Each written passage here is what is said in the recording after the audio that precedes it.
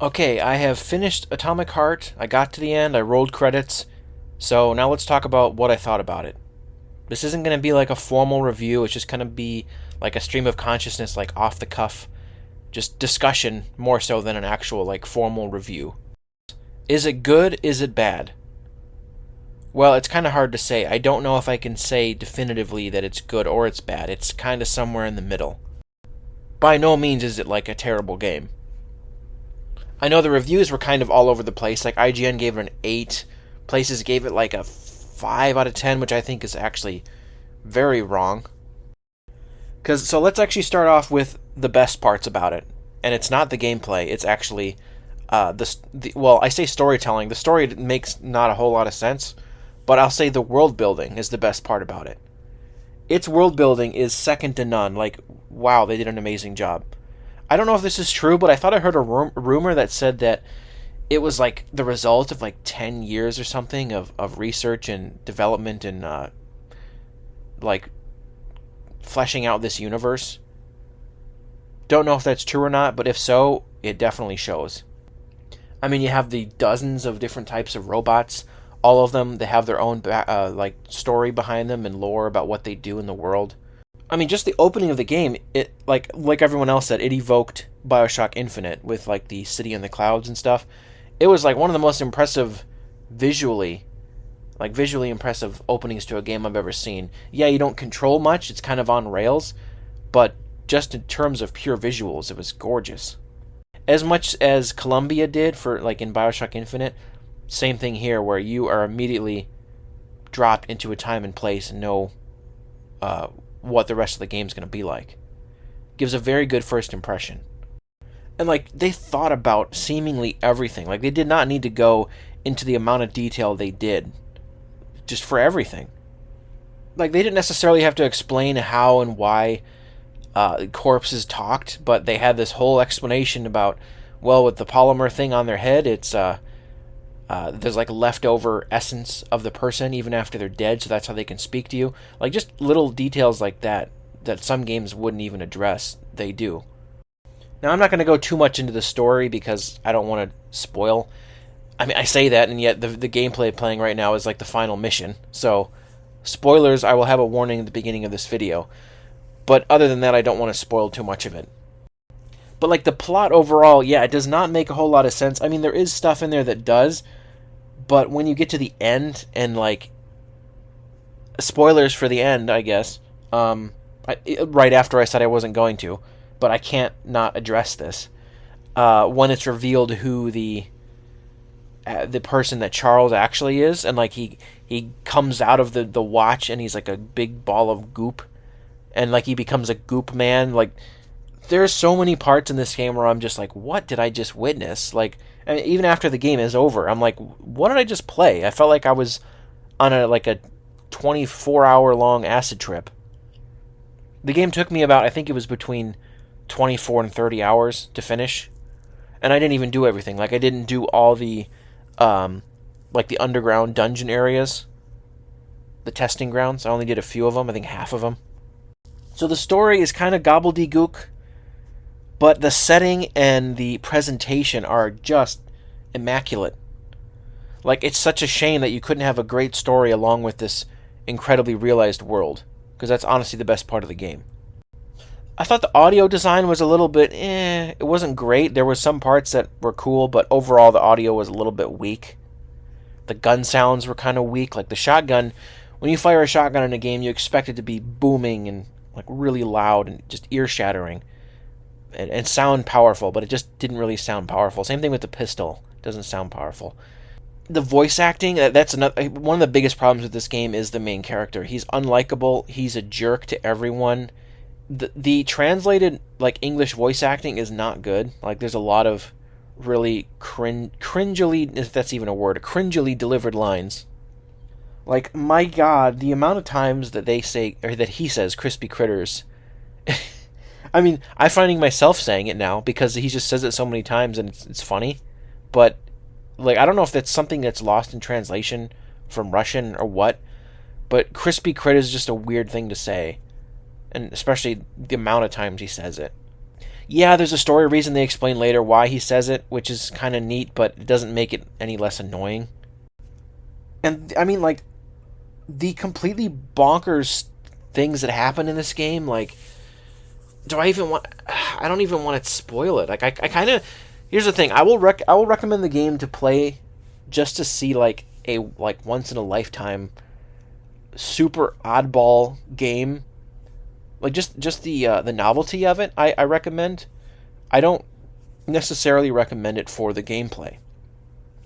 Now, I found a lot of enjoyment in the gameplay, but the biggest problem I had was for the first like third of the game, you're pretty underpowered and it gets really frustrating. Like, you have an axe and a shotgun, but you have very little ammo. I think you get the pistol too, like in the first third of the game. But you're so underpowered that like there's parts where the robots will all corner you, and that's another problem. So you get stuck on random geometry all the time, and you think you can explore more than you actually can. So like, don't go off the beaten path too much, just in the open world especially, because like I tried to climb some rocks and it did not work. You'll just get stuck, and then you have to wait for an enemy to hit you, or you got to reload the save. But like, the melee combat is pretty clunky, doesn't work that well, and you're kind of stuck with just a melee weapon for the most part, because your ammo is going to run out quick. So that's kind of all you got, and then like maybe shock or one of the wow, I almost call them plasmids because it's very Bioshock-esque. No, the polymer upgrades for your glove. You get like one of those for a while. But like, the severe lack of ammo for a long time is a problem, and I think some people actually gave up.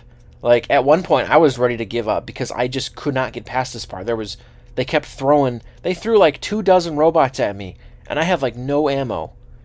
And I'm like, what am I supposed to do? I ended up cheesing it because like there's these doors that open and shut. I ended up hiding behind the door and somehow still being able to attack the those like humanoid robots through the door with my axe, and it still was damaging them. So I cheesed it, but I still beat it. And the worst part about it is like, they will corner you and you can't do anything, and they have like unnecessary animations where, so I'll tell you this, the most annoying enemy to fight in the game is called I think it's pronounced the Plyush, or the Plush. It's like Plyusch. And the description says something about it being like a dog. It's like some kind of, to me it looks like a dog made of like cables. Like, it's hard to explain, but it's very strange looking, and it is a nightmare to fight because the thing that does the most damage on it is melee weapons, so like the worst weapons in the game. But this stupid thing will constantly knock you back and like do this overly complicated animation where you fall backward, and having to see that and deal with that over and over and over again, and it's super clunky. And I tried running away from one at one point. I should have recorded this, but I didn't.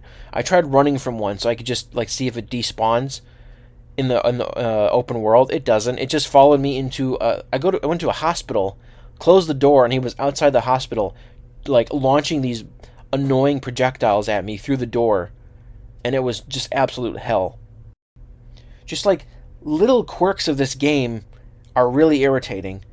But then there's just these glimmers of like of brilliance in this game, and it sucks that they couldn't, like, obviously I don't think they could have delayed it again because it's been delayed a bajillion times and been in development for so long.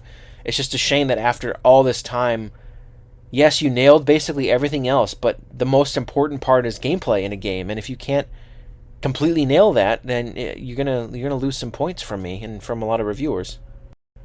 Because like, maybe they'll make a sequel. I don't know, because it's such a like, this is Mundfish's first game, which is, that alone is very impressive.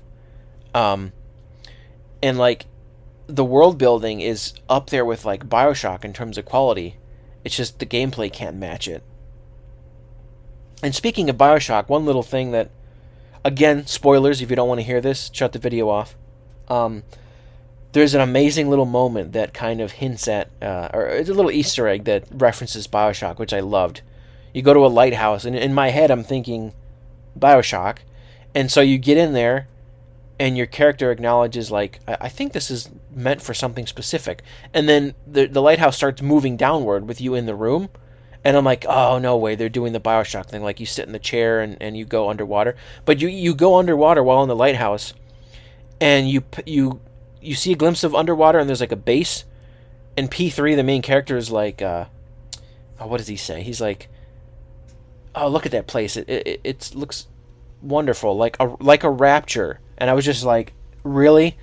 That wasn't subtle at all. Like it looked like rapture, and he says it looks like a rapture, but he wasn't directly referencing BioShock. But it was clearly like, I mean, the developers wear their inspiration on their sleeves. Like this game is basically Wolfenstein: The New Order and New Colossus slapped together with Fallout and BioShock 1, a little bit of BioShock Infinite with like the cloud, the city in the clouds or whatever.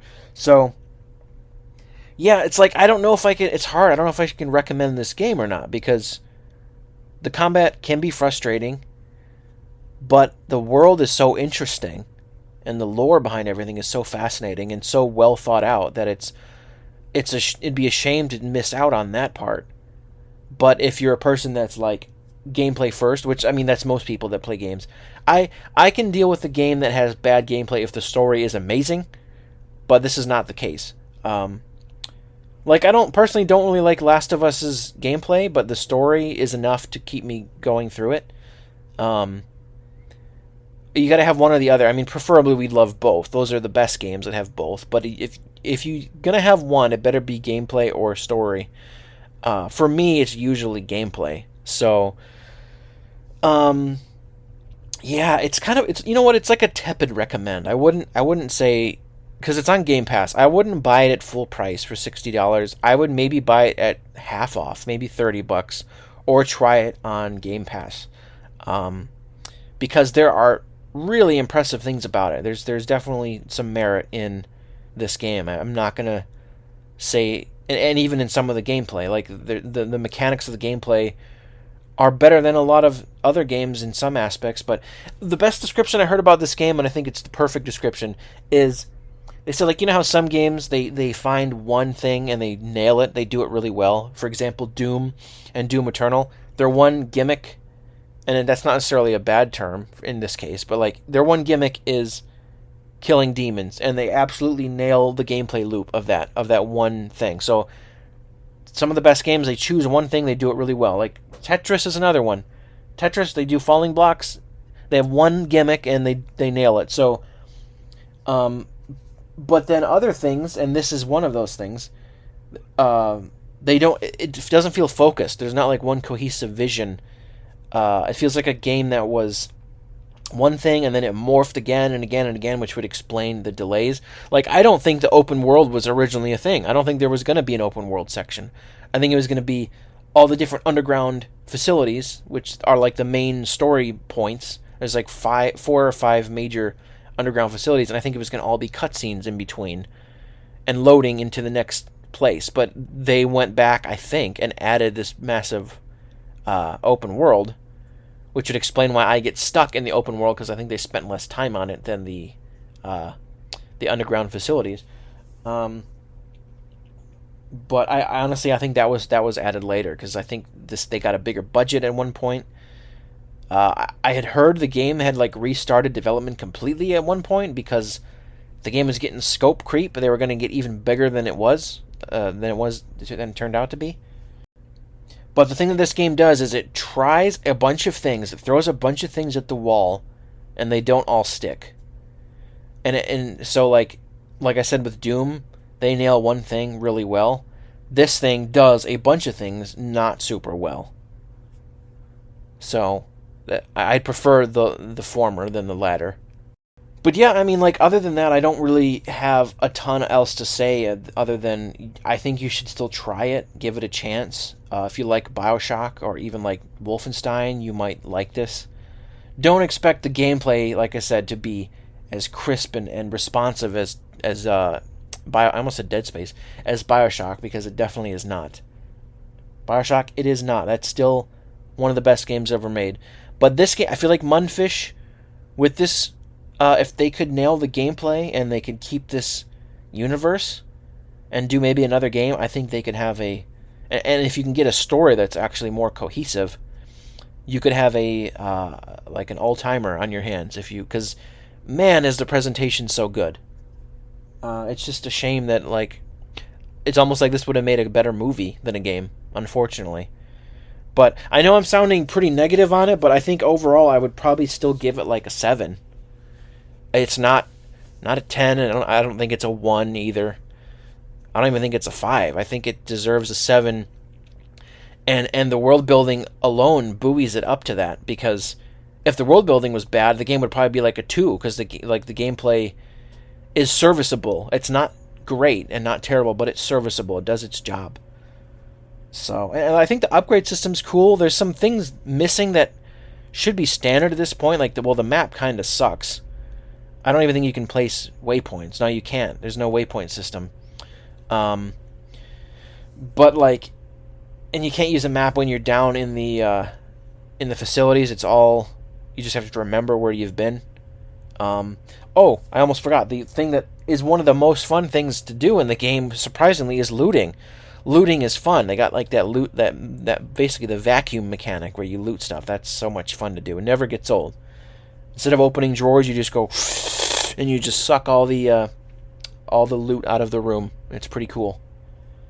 And like the dungeons or whatever, they're not called that, but those are fun challenges. I like the parkour challenges. That's another thing. The climbing is not much in the game, but the climbing is bad. Like the traversal when you're climbing up a pipe or climbing steps, really not good. So don't put platforming in first-person games unless you do it very well, because it's not good in this case. So, yeah. Who knows if I'll do like a super in-depth review someday, but I just wanted to discuss casually my thoughts about Atomic Heart, because it was my most anticipated game of the year, so, which is weird to have it have come and gone now. So, but I think next I'm going to do a series of Let's Plays on Metroid Prime Remastered, I think. So, up until Resident Evil 4 Remake. I don't know if I could finish it before then. Hopefully I can, but yeah, so thank you for watching this little casual discussion about Atomic Heart. I hope you'll check out my other videos. And maybe I'll do more of these on other things that I watch or play, because I did something like this for Halo Infinite and for Spider-Man No Way Home around the same time. So, yeah, thank you for watching, and until next time, catch you later.